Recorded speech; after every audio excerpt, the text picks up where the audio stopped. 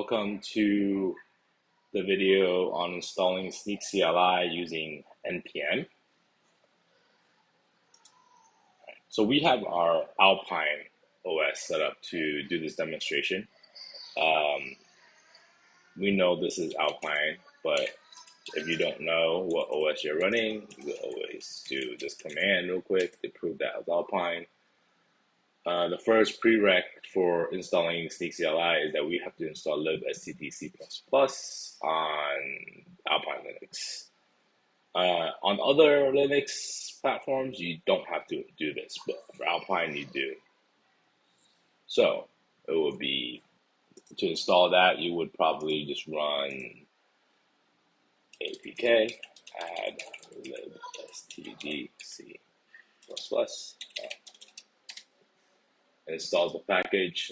This package has already been installed since I've done it earlier, so it won't show the output.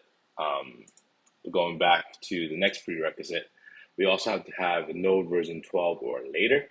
So Node version is already installed, so we have 16.16. So now that we've met the prereqs, we want to go ahead and actually install Snyk CLI. You can do that by running the npm install, npm install Snyk, and then you want to do it globally.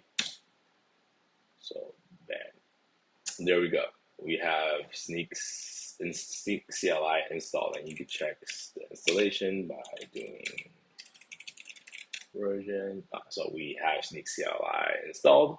So we have completed this video and demonstration of how to install Snyk CLI using Yarn.